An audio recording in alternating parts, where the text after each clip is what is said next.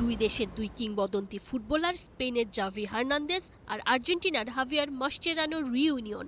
ফাইনালের আগে দুইজনেরই চাওয়া সেরা খেলাটা খেলুক তার দলই। অবশ্য দুইজনই জানেন ফাইনালে ওঠা দুই দলই নিঃসন্দেহে সেরা।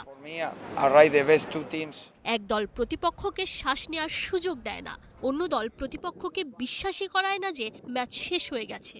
বিশ্বকাপ ফাইনালে স্পেন আর আর্জেন্টিনা, এ যেন ফুটবলের দুই ভিন্ন দর্শনের মুখোমুখি দাঁড়িয়ে যাওয়া।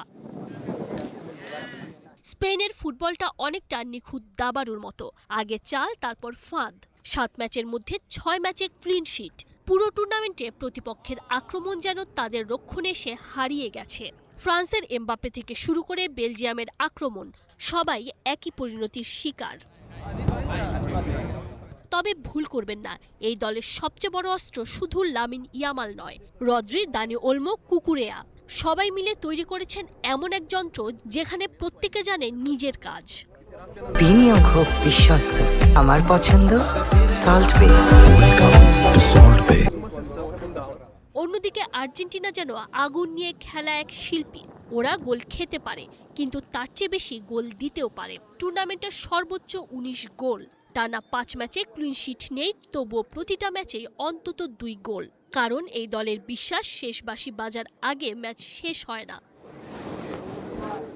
ইংল্যান্ডের বিপক্ষে সেটা আবারও প্রমাণ করেছিল লিওনেল স্কালোনির দল। পিছিয়ে থেকেও মেসির 2 অ্যাসিস্টে ম্যাচ ঘুরিয়ে ফাইনালের টিকিট নিশ্চিত করেছে বিশ্ব চ্যাম্পিয়নরা। এই ফাইনাল তাই শুধু স্পেন বনাম আর্জেন্টিনা নয়, এটা লামিন ইয়ামালের ভবিষ্যৎ ঘোষণার রাত হতে পারে। আবার ট্রফি হাতে লিওনেল মেসির হাত আবারও উঁচুতে তোলার রাতও হতে পারে। স্পেন জিতলে গড়বে টানা 38 ম্যাচ অপরাজিত থাকার বিশ্ব রেকর্ড।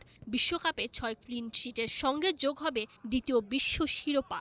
আর আর্জেন্টিনা জিতলে 1962 সালের ব্রাজিলের পর প্রথম দল হিসেবে টানা 2 বিশ্বকাপ জয়ের ইতিহাস, সঙ্গে টানা 4টা বড় আন্তর্জাতিক ট্রফি জেতার অবিশ্বাস্য কীর্তি। তবে নিউ ইয়র্ক, নিউ জার্সির রাতটা কেবল স্পেন বা আর্জেন্টিনার দখলেই যে থাকবে এমনটা নাও হতে পারে। বেরসিক বৃষ্টি দুই দলের অনুশীলনেই ব্যাঘাত ঘটিয়েছে।